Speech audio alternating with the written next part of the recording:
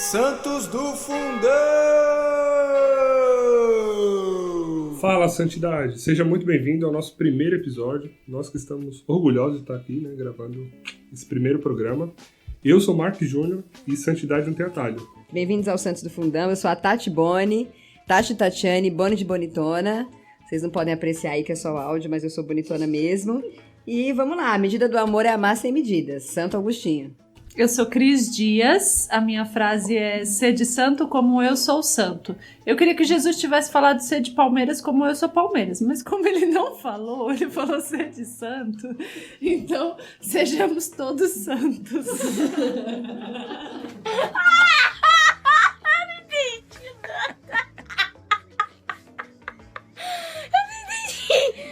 Olá, galera, eu sou a Fê Formiga. Não é pelo tamanho, mas pelo sobrenome. Mentira, é pelo tamanho também. Eu gosto bastante de São José, por isso a minha frase de José, valeu-me São José, nosso primeiro podcast. Oi, vocês vão se confundir agora, porque eu também sou Fernanda, mas não sou formiga, sou grande. Girafa, essa é a Fernanda girafa. E a girafa. E a minha frase é de Santa Terezinha: eu não escolho ser santa pela metade, eu escolho tudo. Olá, galera, eu sou a Amanda Freire. Quer ser santo, amigo? Só pela misericórdia. Mas uma frase muito legal é que ser santo é lutar contra o pecado todos os dias. Fala, gente, eu sou a Vitória Alves. Bom, eu sou o motivo da zoação, como Vitória tu reinarás, a Vitória chegou e tudo mais. Vitória! E a minha frase é: eu prefiro o paraíso de São Felipe Neto. Fala aí, galera, eu sou o Thiago mesmo, e a esperança não decepciona. Show de bola, galera. Então é isso. Nesse programa, o primeiro episódio aí do Santos do Fundão, nós queremos explicar para vocês qual a proposta do programa, por que a gente está aqui. Falar hoje também um pouquinho do como funciona todo esse processo, né, de santificação de uma pessoa, até chegar à canonização. Então, para a gente começar, a gente quer de fato fazer esse convite para você mergulhar com a gente nesse mar da santidade e entrar com a gente nesse tema, né? Então, nosso tema de hoje é explicar a santidade e ao final do programa nós vamos falar um pouquinho do porquê que a gente está aqui. Então, gente, para a gente começar hoje, a gente vai explicar um pouquinho aí para vocês como que você, João, você, Maria, você, Ana Júlia, você, Francisco, você que está aí do outro lado nos ouvindo, como que você vai virar santo. Então, presta atenção, pega a dica aí, tá? Vamos lá, gente. Quem pode começar explicando pra gente um pouquinho, assim, de onde que surge a ideia de indicar alguém pra ser santo, né? Como é que rola tudo isso? Então, primeiro para ser santo, a pessoa já tem que ter morrido, né? Isso é um passo importante. Não se pode declarar a santidade de ninguém. Uma coisa é você ser santo, outra é você ser reconhecido pela igreja como santo. Então, assim, para ser reconhecido pela igreja, você tem que morrer. Mas agora você pode ser santo desde agora. Não vou morrer agora. A santidade precisa começar antes da morte. Senão você não consegue se tornar santo. Por que eu responder? Então vamos lá. Processo para ser reconhecido como santo. Exato, perfeito. Então, assim, após a morte, a igreja tem todo um processo, né? Que é um processo que começou a partir do ano 1000, por volta do ano 1000 depois de Cristo, e é um processo de 4 etapas. Então, a partir do momento que alguém morre, normalmente ele já tem alguma fama entre os seus. Então, ele já tem uma fama de santidade entre aqueles mais próximos com quem ele convive. E aí, essas 4 etapas seria essa comunidade, esse espaço de convivência dessa pessoa, apresentar um processo para o bispo aceita esse processo e, ao começar a analisar esse processo, o bispo reconhece essa pessoa como um servo de Deus. Então, esse é o primeiro passo, que é o reconhecimento dela como servo de Deus, né? E o bispo manda esse processo para Roma. Quando esse processo chega em Roma, é o segundo passo. E nesse segundo passo, Roma começa a investigar a vida dessa pessoa, para saber se durante todo o período da vida dela, ela buscou viver a santidade, ela viveu a santidade em todos os momentos. Então, é um processo mesmo de vasculhar a vida dessa pessoa. E aí, nesse segundo passo, Roma aceitando estudar e investigar a vida dessa pessoa, ela passa a ser reconhecida como venerável. Então ela é venerável aos olhos da igreja, a igreja reconhece que essa pessoa viveu uma luta pela santidade. E o terceiro passo é a beatificação, que beatificado significa bem-aventurado, então significa que aquela pessoa é bem-aventurado aos olhos de Deus. E para ela ser reconhecida como bem-aventurado é importante um primeiro milagre. E aí, para a gente entender o que seria esse milagre, a igreja tem todo um processo para reconhecer milagres. Então, tem padres específicos do Vaticano que analisam isso. O milagre precisa ser uma cura repentina, né? Uma cura imediata, que não houve o tempo de quê, gente? Como é que chama? Tipo, tempo de tratamento, isso, essa palavra. Então, não tem que ter tido um tempo de tratamento. É uma cura repentina, onde ela é reconhecida... onde as pessoas, ao recorrerem à intercessão desse santo, tiveram a cura. E aí ela passa a ser beatificada. E aí o quarto passo... Também Aí não morre, mas é uma análise dos médicos, né? Os médicos... Análise. Ah, pensei que era araras. Uma análise dos médicos, eles têm que ver se aquilo lá mesmo foi algo que a ciência não poderia ter feito, etc. E também ela não pode morrer depois de um tempo daquela doença que ela tinha. Senão não foi cura. É um processo demorado, por isso que a igreja demora tanto. Se a gente for estudar o tempo que demorou, né, a vida de vários santos aí, até se tornarem santos, foram muitos anos, porque precisa saber se aquele milagre de fato foi comprovado, se depois de anos esse milagre não retornou, né?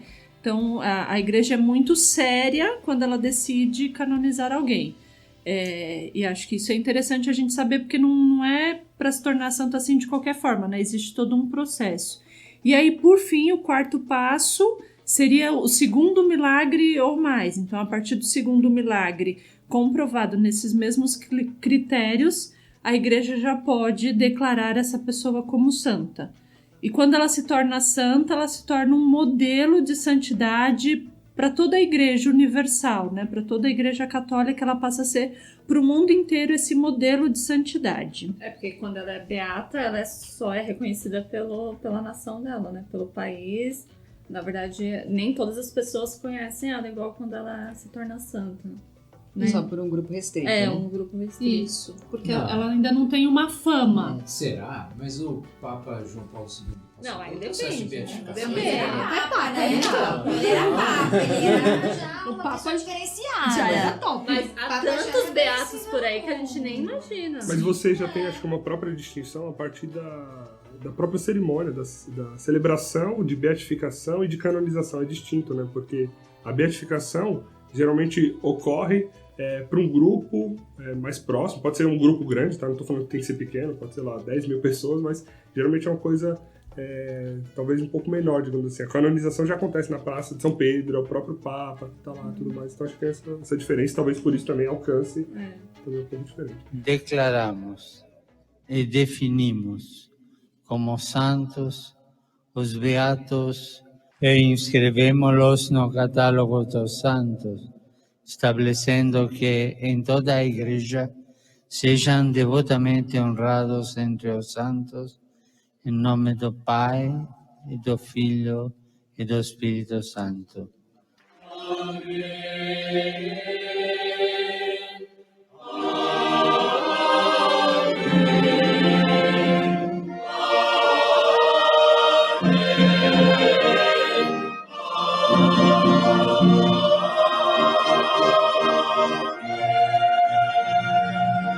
E aí uma coisa interessante que vocês falaram, eu acho que, de fato, o quão criteriosa é a igreja com relação a todo esse processo, né? Eu acho que se a gente tentar chegar numa média, assim, demora aí na média de 10 a 12 anos, pelo menos, né? Acho que os processos mais rápidos permeiam esse tempo. Acho que do Papa São João Paulo, acho que demorou 6 anos, né? É que ele já... a santidade dele já era tão pública que encurtou 5 anos do processo, né? E aí avisou, o pessoal já começou a mandar já os milagres que tinham acontecido, aí fizeram, né, uma reunião. E aí tem trabalhando só naquela causa. Tem uma curiosidade que tem uma pessoa aí que foi a que mais demorou na fila da santidade, né? Que foi a Joana d'Arc, a Santa Joana d'Arc. Ela ficou na fila e aguardando o processo de santidade dela 450 anos. Pra fazer a média, eu tirei ela, tá, gente? Senão ia dar uns 25 de média. Então, assim, quantas gerações se passaram até que ela fosse reconhecida santa, por isso que eu acho que ela ainda sofre ainda hoje tantos preconceitos. Um dia a gente pode falar sobre ela. Ainda bem que Deus já entende que essa pessoa é santa, né? Porque o santo, ele vai direto pro céu, não passa no purgatório. Imagina esperar 450 anos, né? Gente, abrindo um parênteses, os mártires, quando é reconhecido que ele morreu por causa da fé, ele não passa por esse processo que a gente falou. Ele vai direto pra canonização. Então, Nesse caso, minha frase eles vão disse de que não tinha ouro. talho, mas pra Marte tem a talho. Derramar o nesse sangue caso. ali. Só isso.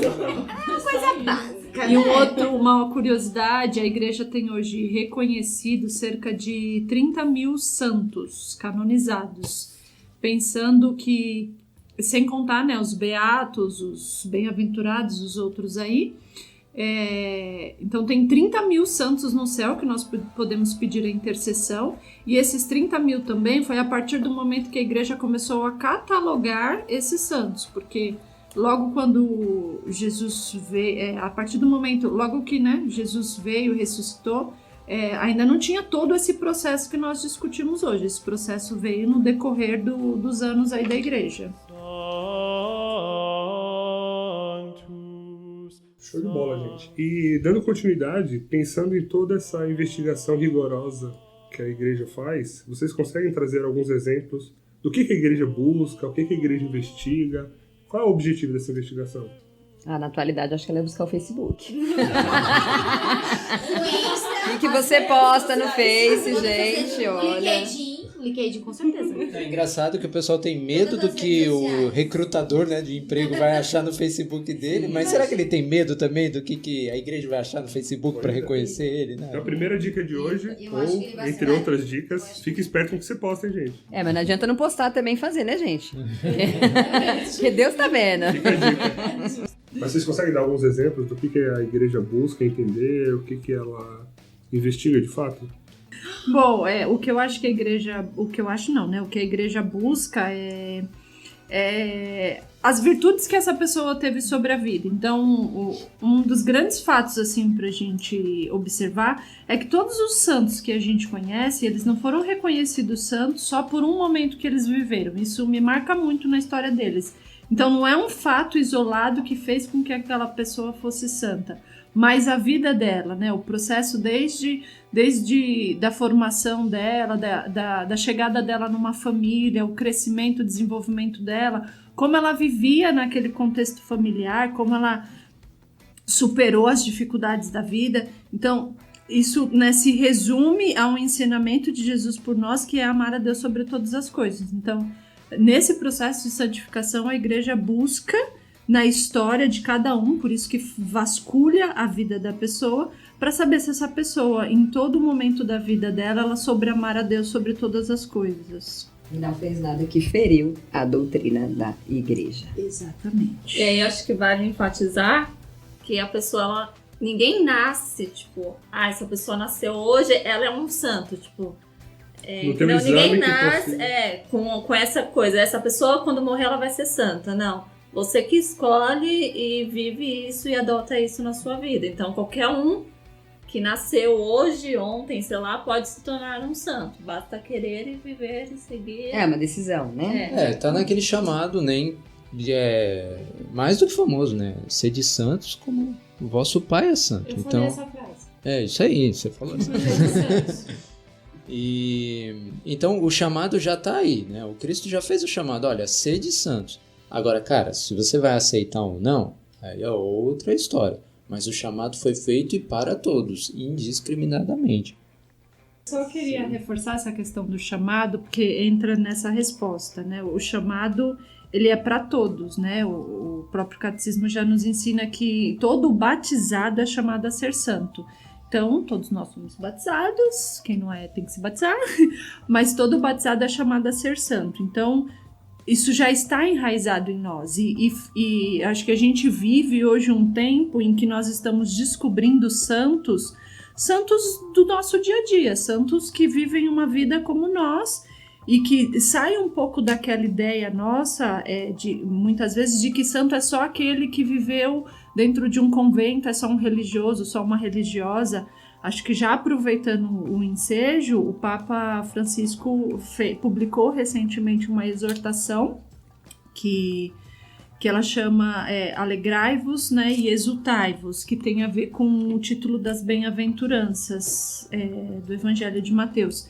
Então, nessa exortação do Papa, Alegrai-vos e Exultai-vos, já é um chamado do Papa da santidade nos tempos atuais. E isso eu acho que é o que mais comove a gente, é pensar essa santidade no nosso dia a dia, né? Hoje a gente pesquisando, estudando até sobre esses santos, a gente vê quantos santos foram pessoas como nós no dia a dia, pessoas que trabalharam, pessoas que casaram, inclusive, e a gente tem a lembrança de santos de homens e mulheres que foram religiosos, né? Então acho que o santo no dia a dia é uma das coisas que chama muita atenção que o Papa fala, e ele traz como uma das virtudes do santo o bom humor. Então, gente, vamos dar uma risadinha. Mas ele fala assim, desse bom humor que passa pela alegria da santidade, pela alegria de viver e coisas básicas do nosso dia a dia, no trabalho, em tudo aquilo que nós formos fazer, verificar em nossa vida qual é a vontade de Deus, que entra nesse chamado. A partir do momento que Deus tem um chamado para cada um de nós precisamos ir ao encontro desse chamado, né, escutar a voz dele, obedecer esse chamado, porque cumprindo o chamado de Deus que ele tem para cada uma das vidas, nós estaremos sendo santos, respondendo ao chamado dele. Eu acho que o mais difícil hoje é a visão que as pessoas têm sobre santidade. As pessoas têm a visão que ser santo é impossível, tipo, as pessoas não tomam posse que aquilo é pra ela, que esse chamado é pra mim, é pra você. Elas acham uma coisa impossível e é uma coisa chata, né? Não conseguem entender que você pode ser santo, como a Cris falou, do dia a dia. São das coisas simples, né? Simplicidade. Como disse aí, amar a Deus sobre todas as coisas. Se você partir desse princípio, amar a Deus sobre todas as coisas, eu vou amar o próximo, eu não vou ferir o meu próximo, eu vou pensar sempre, né, o que Jesus faria naquela situação, ou como tal santo agiria, né? E aí eu acho que fica mais fácil e mais simples e a gente tira aquele peso, que muitas vezes também parece um peso. Eu tenho que ser santo. Não, eu sou santo porque eu tenho um chamado e eu abracei esse chamado e eu sou feliz quando eu aceito esse chamado. E é legal falar isso, né? Que a gente tira isso da eu tenho que ser santo, né? O ter que ser santo, ele pode estar ali escondidinho e ele é uma consequência natural, né? Porque a partir do momento que você escolhe amar a Deus sobre todas as coisas, isso é mais do que uma consequência natural, isso é um fato quase que decretado. Falar, olha, então se você ama a Deus sobre todas as coisas, a santidade não é um esforço. É a consequência natural, é o resultado natural de tudo aquilo ali. Então, estudando, vendo, né, curiando a vida das pessoas, né, dos santos, das pessoas não, dos santos. Você vê que esse chamado é natural e que as coisas acontecem naturalmente e sai exatamente esse peso que a Tati falou, né? Você tira um pouco essa carga emocional, tipo, não, eu tenho que ser. Não, cara. Quanto mais, é até legal lembrar, né, por exemplo, dos exercícios espirituais, tanto de Inácio, né, Santo Inácio de Loyola, quanto o livro das moradas, né, de Santa Teresa. A partir do momento que você deseja ser algo explícito ali, aquilo já passa a ser 1000 vezes mais difícil. Então, quando você vê uma pessoa sendo humilde ou você é uma pessoa caridosa, aí você fala assim, eu quero ser tão caridoso quanto aquele. Aí você já cai ali, né? Você já caiu ali nesse desejo. Então a coisa tem que ser natural. E acho que quando a gente associa essa resposta do natural, esse peso é infinitamente menor, né? O Papa Francisco, eu acho que tem falado muito sobre isso, né? Ele traz essa santidade no dia a dia de uma forma muito leve, muito prazerosa de ser vivida. Tem 2 trechinhos que eu gostaria de ler rápido desse documento que ele fez e um detalhe, assim, esse documento ele publicou no dia 19 de março de 2018, desse ano, Dia de São José. Então, assim, eu acho que isso já é um sinal aí, fazendo referência à frase da Fernandinha, Acho Valéria, adoro. Acho que já é uma referência de modelo pra gente, né? E quando o Papa Francisco escreve esse documento, ele coloca assim: o meu objetivo é humilde, fazer ressoar mais uma vez o chamado à santidade, procurando inseri-lo no contexto atual, com seus riscos, desafios e oportunidades. Então, ele traz a santidade para uma forma bem cotidiana nossa e fala dos riscos dela, dos desafios, porque tem, mas ele traz oportunidades. Então, como é que no dia a dia eu posso encontrar essa santidade, viver esse chamado de Deus nesse dia a dia? E aí, o documento também traz, assim, 2 grandes riscos que estão tão presentes no mundo atual hoje, que nós corremos sérios riscos de cair e não viver a santidade, mas eu não vou falar sobre eles, então fica aí a curiosidade para nós lermos, mas são coisas que estão sutilmente nos enganando e nos perdendo, né, nos fazendo perder a graça e o caminho da santidade. E um outro trecho do Papa também, curtinho, ele vai trazendo isso para nossa vida de leigos, né? Ele fala assim: está casado? Seja santo amando e cuidando do seu marido e da sua esposa, como Cristo fez para a igreja. É um trabalhador? Seja santo, cumprindo com honestidade e com competência o seu trabalho a serviço dos irmãos. Então, ser santo não é necessário apenas para bispos, sacerdotes, religiosos e religiosos. Muitas vezes nós somos tentados a pensar que a santidade está reservada para este grupo de pessoas. E aí nós nos afastamos das ocupações do dia a dia, de se dedicar à oração e de viver essa vida também de forma mais santa e com atos mais simples no dia a dia. Palavras do Papa através da encíclica. Errou! Não é encíclica, é exortação. Exortação, correção. Esse ano é o ano dos leigos, né? Então talvez a preocupação também dele trazer esse tema para o mundo e através dessas exortações, exatamente para trazer e para estreitar essa lacuna que tem de santidade com os leigos, né? Então quebrar esses paradigmas mesmo, trazer mais e dizer, olha, vocês podem, vocês conseguem, vocês têm os caminhos, desde que você tome posse daquilo para você e tome decisão disso para sua vida, né? A gente sabe que não vai ser fácil e que não é eu vou dormir hoje pecador, amanhã eu vou decidir ser santo e eu vou ser santo pro resto da vida. Não é. É pequenos passos, é vencendo a cada dia. É isso aí, gente. Então a gente já viu como pode ser santo, né? E como hoje nós também podemos ser santos no nosso dia a dia, né? E um dos grandes objetivos que a gente tem é esse, é desmistificar toda essa questão que está envolta a santidade, como a Tati falou, que é impossível e tal, não é. Quando a gente fala de santo, alguém que é santo, a gente pensa que é alguém que viveu há 1500 anos atrás, né? Pois a gente vai mostrar para você que não. Existem santos do nosso dia a dia, existem santos que são leigos, né? Não são religiosos, e todos nós, se quisermos, podemos ser santos. Inclusive, um dos nossos maiores sonhos é, quem sabe um dia, amanhã ou depois, fazer um episódio sobre você que está aí do outro lado contando a sua vida de santo, né? Então, vamos nessa. Então já passamos aqui pelo processo de como a igreja reconhece um santo, né? E falamos também um pouco de como que é ser santo hoje na atualidade, né? Porque nós temos esse chamado e nós temos que ser santo. Eu queria agora desmistificar um pouco para a galera essa questão da intercessão dos santos, né? Por que se aproximar de um santo? Por que ser amigo dele? E como funciona essa intercessão dos santos? Olha, pelo que eu entendo, você manda um e-mail para ele. E-mail? Que coisa mais antiga. Hoje já tem o WhatsApp. Né? E aí você pede pra ele, falou, sangue bom, fala com Deus aí que o negócio tá feito. O que a gente entendeu é assim, que os santos compartilham da vida com Jesus lá na eternidade, não é? Todo mundo compartilha, vive em comunhão. Isso, Fê é gigante. Compartilham lá da comunhão. Isso, e a comunhão dos santos é um dogma daí também, não é? Não é? Não sei. É outro assunto.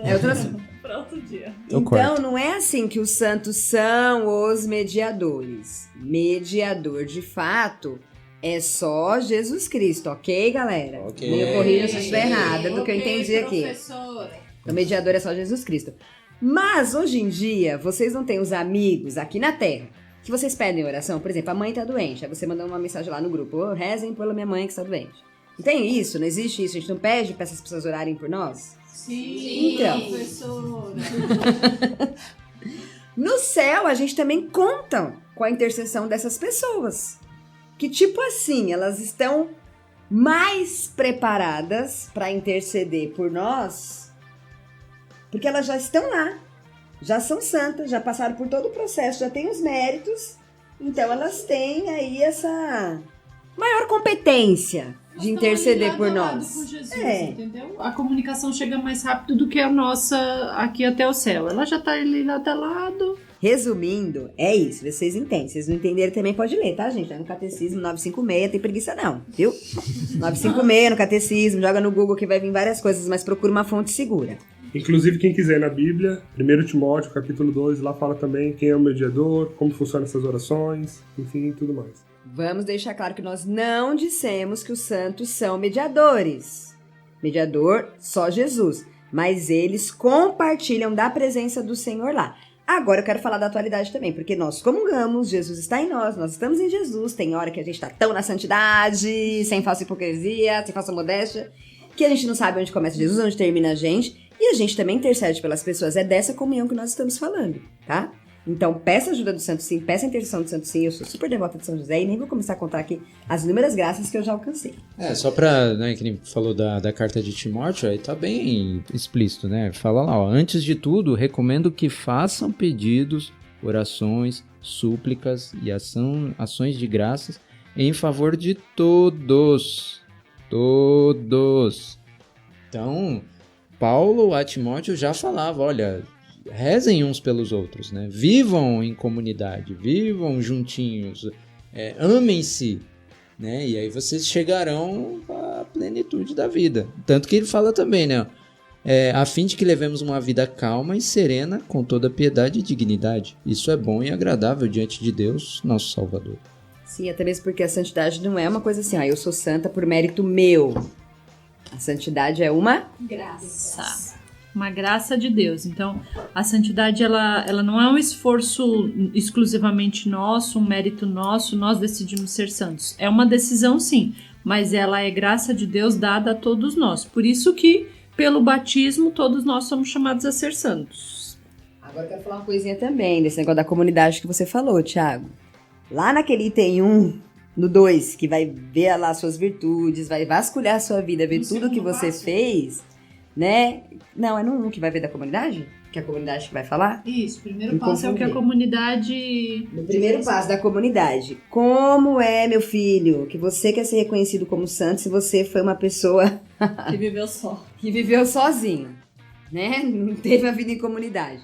Ou como é que você busca uma vida de santidade se você também não tem um bom relacionamento com as pessoas que convivem com você? Então, né, precisa repensar. Quem fizer a opção por, né, aceitar esse chamado de ser santo, tem que pensar nisso aí. Não dá pra ser santo sozinho. Precisa viver em comunidade e viver bem. É isso aí, pessoal. A gente está chegando aqui ao final do programa, estamos nos encaminhando para o encerramento. A gente gostaria agora de compartilhar um pouco com vocês da proposta do que é esse programa, né? A gente colocou isso para o final até para vocês já terem um gostinho, ou seja, chegando até aqui, vocês já imaginam que vamos falar de santo, né? Então, Santos do Fundão é para isso. Nosso grande objetivo realmente é trazer testemunhos, apresentar a vida de tantos santos para que você também se inspire e veja que isso não está tão distante de você e que a gente consiga, aos pouquinhos, assim como a Madre Teresa falou, né? Que o trabalho dela era uma gota no oceano, mas sem essa gota ele seria menor. Então que a gente possa fazer o nosso trabalho aqui para trazer um pouquinho de santidade, inspirar vocês aí do outro lado e que o nosso objetivo vai ser apresentar, então, a partir dos próximos programas, santos, sejam eles no processo já de beatificação, a partir daí, porque a gente acredita que se já é um beato, o próximo milagre já está vindo, tá? Já tem só a gente pedir para ele, 98% de santidade, então tá tranquilo. Então, sendo beato ou já santo de fato canonizado, seja ele leigo ou religioso, sem problema. Então, a ideia aqui é apresentar principalmente história de leigo, ok? Porque está próximo de nós, mas também trazer os grandes santos religiosos e tentando trazer aqueles santos que talvez não são tão populares, não são tão conhecidos, tá? Em alguns momentos podemos falar sim de santos conhecidos, porque a gente vai aprender também tanto com eles que acho que não tem por que não falar, mas o nosso objetivo é trazer e apresentar diversos santos para que, quem sabe, você, ouvindo o episódio, não seja inspirado, escolha aquele santo para ser seu amigo, seu santo de devoção, se aproxime dele, não tenha medo de pedir intercessão dele e alcance inúmeras graças a partir dele. Eu quero encerrar com uma frase do Papa Francisco, pode ser? É uma frase que pode nos motivar aí, né? Acho que em toda essa partilha que nós fizemos. O Papa encerra esse documento dele,